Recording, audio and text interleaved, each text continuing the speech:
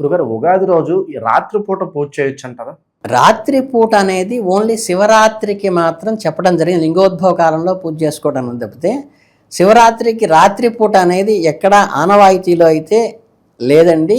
Only శివరాత్రికి మాత్రమే లింగోద్భవ కాలంలో రాత్రి 11 మనం ప్రత్యేకంగా అభిషేకాలు చేస్తాం తప్పితే మిగతా అన్ని దేవాలయాలకు కూడా పౌళింపు సేవ చేసేసేసి పడుకోబెడతాము.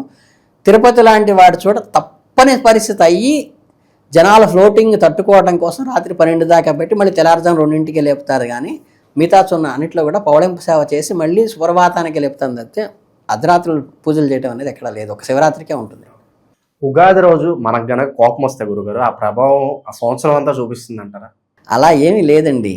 ఏంటంటే మనం ఆ రోజు ఏం చేస్తే అది రిపీటెడ్గా మనకి గుర్తుండిపోతుంది, మెమరబుల్గా ఉంటుంది. ఇప్పుడు బర్త్డే రోజు ఉందనుకోండి, మీకు బర్త్డే జరుగుతుంటే ఆ రోజు ఏమైనా తిట్టినా, అరుచుకున్నా, చికాకు పడ్డా అది మళ్ళీ సంవత్సరం వచ్చేదాకా ఎలా మెమరబుల్గా ఉంటుందో చక్కగా పండగ అన్నప్పుడు ఏంటంటే మన ఆశ్రితులందరినీ పిలుస్తాం. పండగ రోజు మన కుటుంబంలో ఆడపిల్లల్ని పిలుస్తాము, మన ఇంట్లో పెద్దవాళ్ళని ఎక్కడున్నా పిలుచుకొచ్చి వాళ్ళని చేస్తాం. వీళ్ళందరి ముందు ఏంటంటే మనం ప్రొవోక్ అయితే మళ్ళీ సంవత్సరానికి వాళ్ళు వచ్చేదాకా ఆ రోజు వెళ్ళినప్పుడు ఇట్లా అన్నాడు కదా తమ్ముడను, మా దొరగారు ఇట్లా అన్నారు కదా అని మా రైతులు వీళ్ళందరూ ఫీల్ అవుతారన్న ఉద్దేశంతో ఆ రోజు ప్రశాంతమైన వాతావరణం చేసుకుంటే సంవత్సరం దాకా ఆ మెమరీని గుర్తుపెట్టుకుంటారన్న ఉద్దేశంతో చెప్పింది అది.